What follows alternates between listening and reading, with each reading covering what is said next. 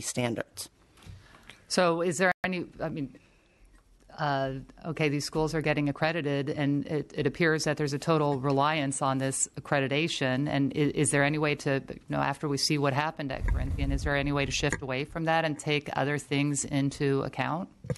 And that's where we get back to AB 2099 and the ability to develop reasonable criteria. And Assemblymember Frazier mentioned earlier that the bill was watered down, as he put it. And part of that, I would assume he was speaking to the provisions in there that would require graduation rates and cohort default rates and so forth to be part of the legislation. Those are challenges, like LaTanya said. If they're meeting their apprenticeship standards, their accreditation standards, the accrediting body sets those standards and will have requirements in terms of those graduation rates and placement rates and all those sorts of things. As we know with Corinthian, there were a variety of state actions, including our own Attorney General had a variety of actions against Corinthian moving forward. Those aren't always things that we can act on.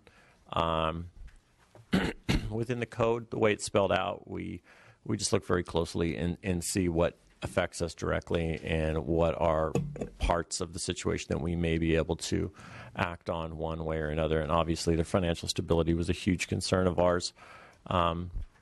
We suspended them, and with the suspension, they have 60 days to cure the suspension. And unfortunately, they were not able to do so. Part of their requirements for their suspension was to put in place a transfer sale plan within that 60-day period of time, which they weren't able to do, and then unfortunately, at a later date, weren't able to do as well. So. Question, both maybe to Mr. Frazier and to yourself, those elements in the bill that were watered down, can that be revisited, given now the new things that have come out? I think it's imperative that we relook, and I think 2099 was a policy marker that we can build on. And I think, as you know, Mr. Medina, anything in this institution, if we try to take a big bite of the apple, it generally doesn't occur. But if we take and work at it methodically, I think that's something that's working forward. And I'd love to partner with anybody on this committee to make that a viable, I'd be happy to work with you, Mr. Frazier, moving forward. Appreciate that. Yeah, thank you. And thank you for coming today. Ma'am, you had shared with us you had how many employees working on this? 6 in Northern California, two here. So could you share with us how many institutions those individuals oversee, and how many veterans are you're looking at also on a yearly basis going forward?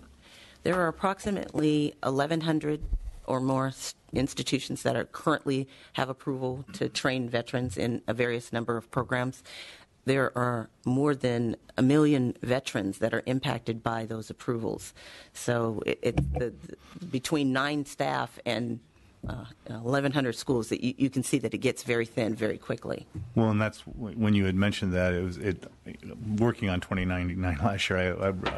I did not. I just wanted you to state it publicly. Would it be safe to say that you need more help? Definitely. Okay.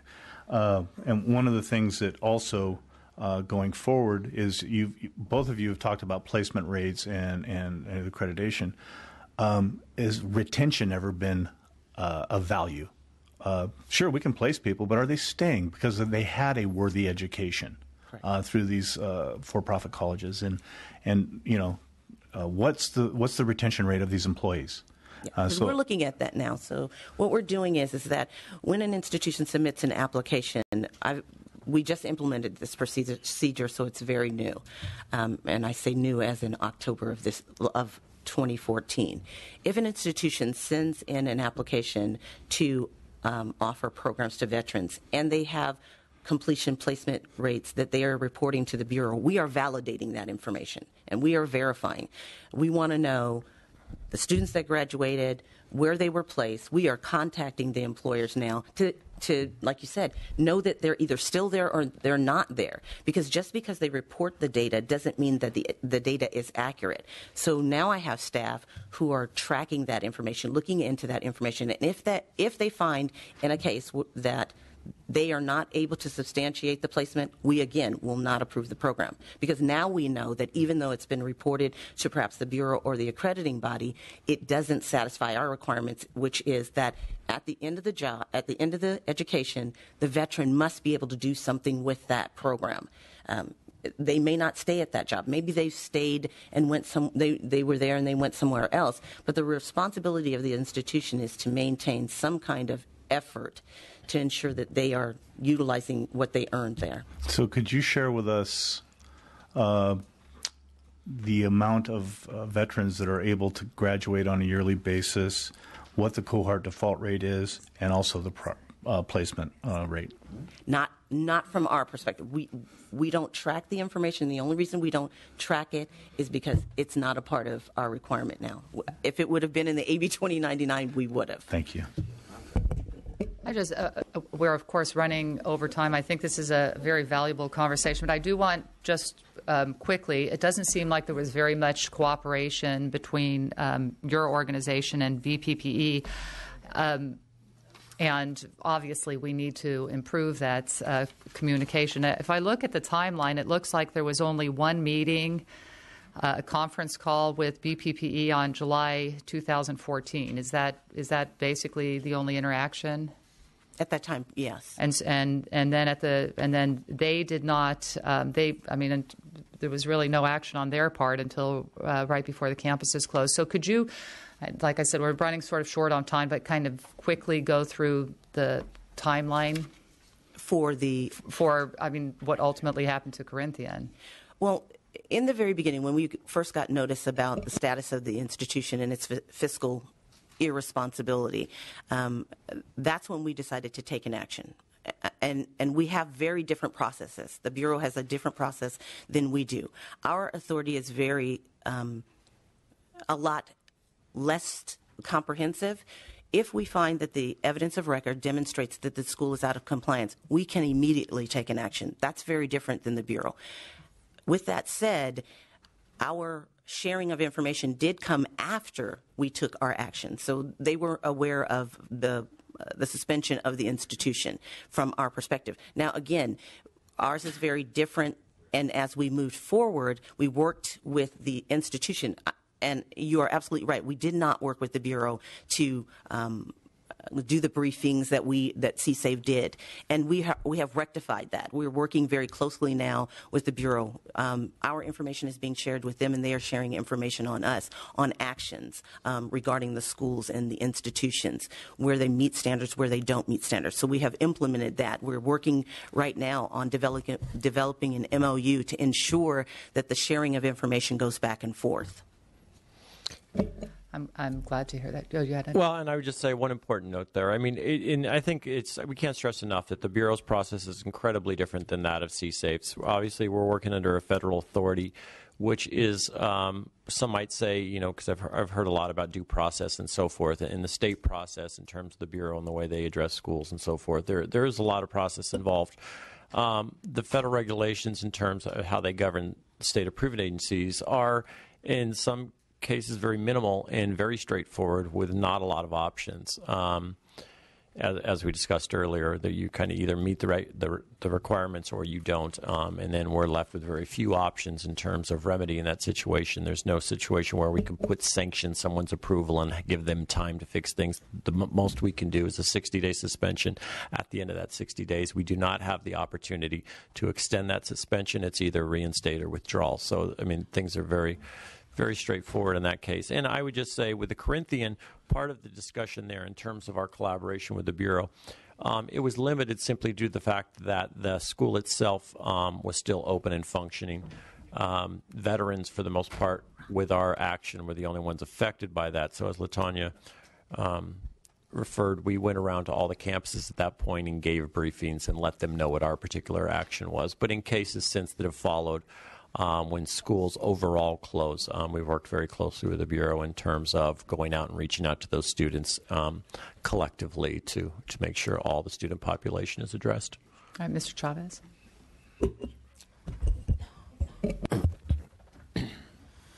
I don't want to get into who shot John. I think I'll just talk about your process. C-Save, your state employees, correct? Correct. Okay. C-Save operates under a contract from the government, correct? Correct. How is that contract established? What does it actually say? You mean regarding approvals? It dictates pretty much what our actions will be. So as far as a contract, does the federal government pay the state for your positions, or you state employees? Yes, they pay for our. The federal contract government does. The federal government reimburses every activity that we do. Okay. Now, in comparison, what's Texas and Pennsylvania doing as far as C-Save? How many employees do they have? I'm not really sure. We have the largest contract just because we have the most educational institutions as well. I mean, Texas is a big state, but I don't think they have 1,100 institutions. And not all state-approved agencies are under the Department of Veterans Affairs in their state as well. So I could certainly get that information for you. I like that information because I actually believe that's where we can influence resources to the state, because I believe with my colleague up here, this is a resource issue. And if we can influence that with the VA is obviously under a lot of scrutiny. New question. And just give me a split. Your two major tasks are to evaluate institutions and monitor institutions. What percent do you do of those? 50-50, 60-40, 70-30? How do you do those? Well, it's more. I just want a number. I'd say 60-40. 60-40 evaluate, 40% monitor? Correct. So then the issue that we're looking at in the paper would have been more of a monitoring position, not so much an evaluation position. Correct. Because most of the institutions that we're talking about, Corinthian as well, already have approval. So the only time that we even have access to them is when they resubmit. So that's when the monitoring process goes in. Now we can, once you resubmit your application, revised approval, now we get a new it's a monitoring effort. So seeing what's going on, is that the correct balance, 60-40, 40% monitoring, 60% evaluating? Or is what drives your activities is the 1,100 schools with 9 employees, so you're spending the majority of the time evaluating, not monitoring? Well, that's a good question. It's changed a bit. When the GI Bill, the reform was done, that really opened up the floodgate of sorts for a lot of different kind of schools. And I think, this is before my time here, but I worked in the nonprofit world for veterans services and kind of watched this unfold. And I think that was a time when a lot of schools came into business and came to be because there's a lot of money and they pushed it along. So at that point, that percentage might have been a requirement a little different. I don't think we have those many schools at our doorstep trying to get approval now.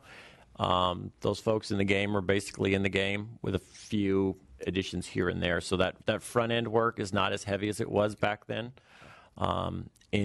However, because of that, a lot of the back end work it's much heavier than I think it would be moving forward as well, because there's a lot of going back and sifting through. So okay, talking too much. Okay, back to the issue of when you take an action. How do veterans know you took an action? Just short answer. They don't know. They don't know. They don't know.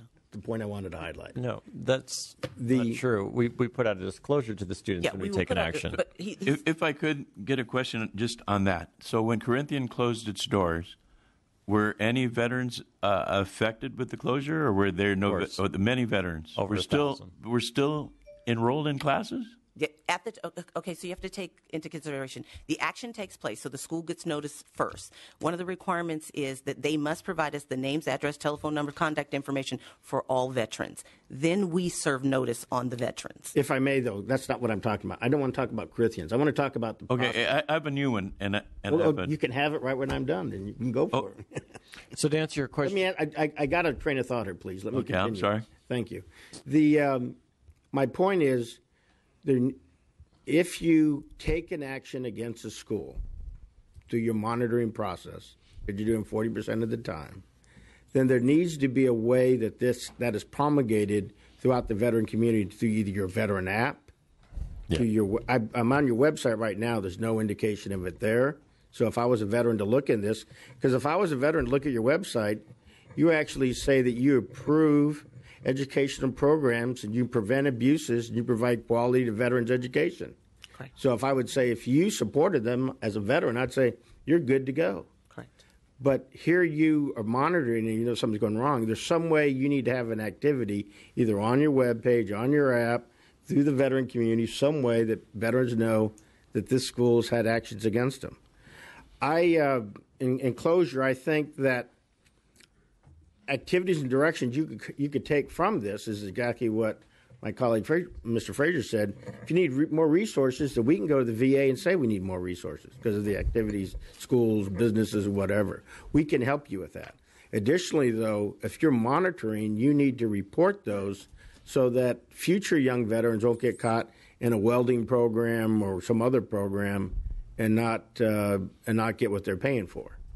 So I would ask you to look at your processes and look at how you communicate those to the veterans so we can take care. That's on you guys. No, but that is one of the things that we're considering. Under the reasonable criteria, what we would like to develop is a requirement that institutions provide a disclosure, and that disclosure should be developed by us. We have one, but there's no enforceability to it. That it requires that they provide it to the students so that they know just exactly what you're saying. This is everything you need to know about this institution. That's part of what we want to help. I know when I was over there was a couple of institutions, I won't dime them out in the world right now, that I had been reported by your organization were not doing what they're supposed to do. Correct. So I went to those organizations and told them I was going to badmouth them across the state as the undersecretary, and I was going to make them persona non grata to all veterans. They got the message and changed their whole practice. You need to be proactive. You are the advocate for the veterans. I agree. And so I'd ask you to be a little more aggressive in that. Thank you.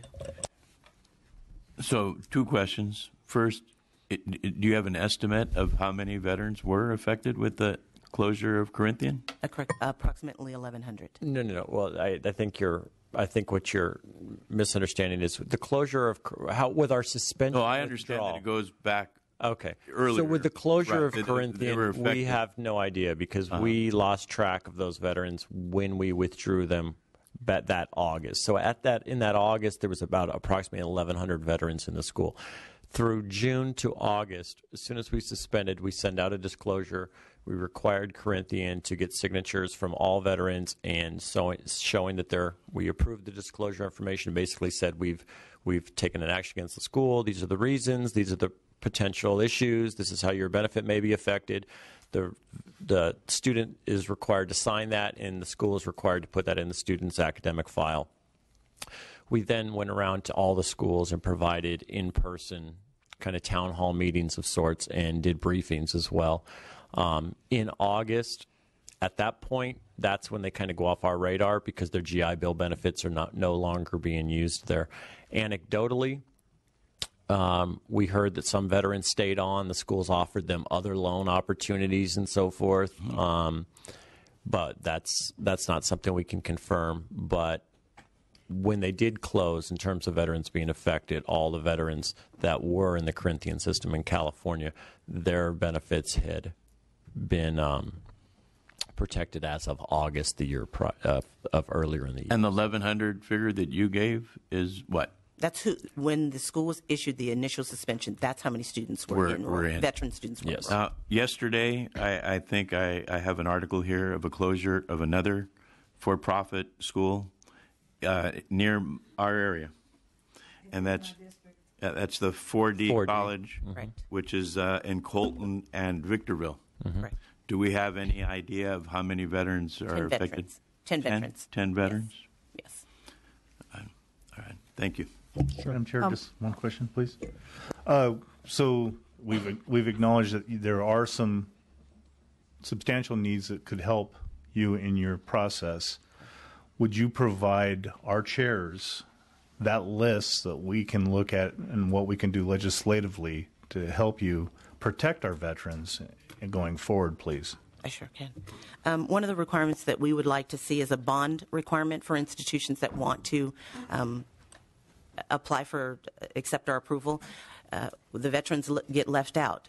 Title IV, it can be waived, that fee, the bill that you would have, but the GI Bill benefits are gone. And so if the institutions were required to have a bond, then that would at least leave us something that the veterans could have resources from. The other thing is advertising requirements. And I'll make these very short just as a list. Veteran student disclosures and a student bill of rights. Licensing and regulatory status notifications so that if an institution's accreditation does change effect, we need to know about it within 30 days, and that way we can take action quicker. And even licensing. Financial stability standards. The Code of Federal Regulations does not have them, and so if we had them in California, we could hold them accountable to those. Cohort default rates, license exam passage rates, and elimination of a binding arbitration so that veterans can get help collectively as opposed to individually. All right. Thank you very much. This was really valuable. We're going to move on because we have a lot of other speakers. The next group up is the WASC group, Mary Ellen Petrisco and Christopher Oberg. And just a little background, WASC is California's regional accreditor for colleges offering baccalaureate degrees and above, and was the accreditor for HEALD? HEALD. Accreditation is a voluntary, non-governmental peer review process used to determine academic quality. Accrediting agencies are private organizations that establish operating standards for educational, professional institutions and programs, determine the extent to which the standards are met, and publicly announce their findings. And, I was just going to say Mr. Bro joined us, but he's left already. So welcome. And if you could just each give us a brief opening, and then we'll open it up for questions. Thank you. Thank you very much. My name is Mary Ellen Petrisco. I've been the president of WASC for a little under 2 years now, but I have many other years of experience in accreditation in another region and a lot of institutional experience as well. I would like to also introduce Christopher Oberg, who's been a vice president for about 3 years now and also has a great deal of higher education experience. I'm going to give you some more general information about our process, narrowing it down to what we do and what we don't do, and especially the lessons that we have learned through what has happened with Heald College in particular, as part of what went on with Corinthian. And then I'm going to ask Christopher to give you some more specifics about Heald and our work with Heald and during the process of Corinthian's closure. So I'd like to give you an overview of our process. I think it will be helpful to you in knowing what we do. There are really 4 basic questions that accreditors ask and answer in dealing with our institutions. What do you as an institution exist to do, and do you do it with integrity and transparency? How well are you doing what you set out to do, and how do you know it? Where's the evidence that you have that students are learning, that you have the right faculty, that faculty are well qualified, et cetera? What are you doing to improve based on the evidence that you have to maintain that quality improvement that is the ongoing work of accreditation? And finally, do you have the appropriate resources that you need to be able to carry out your mission and be sustainable as an institution of higher education that's going to continue to operate serving its students? So there's a lot more detail about that. There's standards, there are criteria, et cetera. But those are the 4 basic things that we do as an accreditor.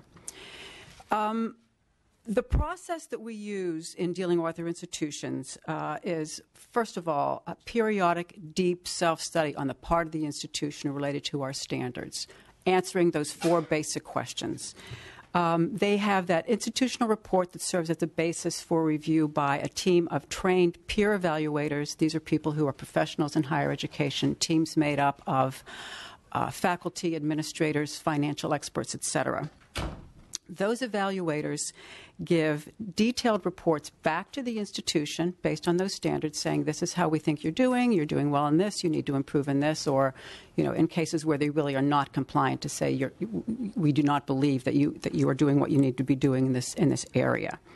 That report goes to the institution. It also goes to our commission, which is a group of 29 institutional presidents, faculty, chief academic officers, and very importantly, I think, a number of public representatives. We are required by the federal government to have at least 1/7 of our commission members being members of the public who represent public interests. We have actually, just this year with our most recent election, gone above and beyond that requirement because we do think that public representation is very important. So after the evaluators do their work and those reports come in, the commission looks at this and acts to either initially accredit or to continue to reaffirm the accreditation of these institutions. The system that we have in place now is an accreditation period of 6, 8, or 10 years based on the strength of the institution as determined through that process, and the Commission's belief and confidence that the institution can continue to operate over that 6, 8, or 10-year period without that very heavy-duty self-analysis visit, et cetera. However, 90% plus of our institutions also have either follow-up reports or special visits if the Commission thinks that they do not want to wait that 6, 8, or 10 years on specific issues of concern where we want to continue that monitoring. There are also annual reports that all of our institutions are required to give us. Those include data on a number of metrics: enrollment, graduation rates, finances, that sort of thing. We also have a mid-cycle review process, so between the 6, 8, or 10 years, in addition to the annual report. There is a review by staff of trend data. So we get those enrollment data every year. We get those graduation data every year. We want to look at those over trends to see, are they going up, are they going down, where are the strengths, et cetera. So that's normal for all of our institutions. But we also will act, can act, and do act when we receive information either through the form of a complaint, a third-party comment, or something that comes in the news, or self-reporting by an institution, which they are required to do according to our standards. If there is any issue on which they may be out of compliance, they are required to report that to us. And when that happens, we then can take steps immediately to deal with whatever that issue is. So I would say in the case of Corinthian, when the 8K report was filed with the SEC, noting that the financial situation was questionable. The same day that we learned of that was filed, I wrote a letter to the then president of HEAL to say information has come to our attention. This is where there are potential issues of compliance, and we need to meet with you right away. I'm going to let Christopher Oberg talk a little bit more about the specifics of our interactions there, so you can understand exactly how we work with that specific institution. I do think it's important to stress the fact that Corinthian and those institutions are different, and we only can accredit the institutions. This is one of the things I'll be talking about in the lessons learned and where we want to go forward. The parent certainly affects the institution, and we have direct communication with and responsibility for the institution, not for the parent. And that's one of the things we'll talk about a little bit more, and I'm sure you'll have some questions about. So I want to talk about some of the things that we don't look at. And in saying that, I want to talk about the so-called triad of quality assurance in higher education. You may have heard of this before, that traditionally in the United States, accreditors are one of 3 bodies or 3 areas where quality assurance is to be determined. We, as accreditors, look at academic quality and improvement and that institutional effectiveness overall. The state traditionally has had a role in consumer protection, and although we also, to some extent, have that role because I believe that consumers are protected when institutions are serving those students with good academic quality and institutional sustainability. In the state of California, as you well know, in the private post-secondary sector, the Bureau of Private Post-Secondary Education has major responsibility as Division of Consumer Affairs in that consumer protection role. Third, and very importantly in this case, the federal government. The federal government has responsibility for the oversight of institutional certification and eligibility to receive federal financial aid. So we as accreditors, academic quality improvement, that bigger institutional picture, state, consumer protection, federal government, federal financial aid, and oversight of what the requirements are federally for institutions to be eligible to receive and to continue to receive federal financial aid. So there are in our domain some things that we do not look at. Things like student health services would not be something that we would take a deep look at. Athletic programs is something that we would, as defined as athletic programs, not something that we would look at because that's not directly related to the academic quality. As you may have seen in the national news, there have been some questions about the integrity of an institution with regard to its athletic programs, and when there's information about that, we would look at those integrity and operational issues. But ordinarily, we're not looking at the NCAA responsibilities. Certain complaints we do not look at. If we receive complaints that are related to our standards and policies, we do look at those. We get in touch with our institutions about that. Things like personnel disputes, grade disputes, we do not believe that is our purview. So why do I talk about that? I talk about that because the relationship between those three bodies is a very important one. And one of the lessons that we have learned with regard to Corinthian is that there does absolutely need to be better communication between our accrediting body and the federal government. We found out about that heightened cash monitoring the same day that the institution did. I just want to interrupt because we do have a lot of speakers after. I just really want to get to the point that you knew there was an issue. I think it was probably about 2 years ago. And when CSAVE took action against Corinthian, the school was accredited, and they rely on accreditation. And when BPP took action against Corinthian, they were accredited. So I'm trying to understand if everybody is looking at accreditation as sort of the seal of quality, why were they still accredited when their doors closed? If you could just walk through that specifically, that would be helpful. Yes. They were still accredited because according to our standards and our metrics of success, they were doing a fine job. Their graduation rates were in the high 40%, which is higher than a lot of the community colleges. Their financial picture as an individual institution was fine. They met our standards.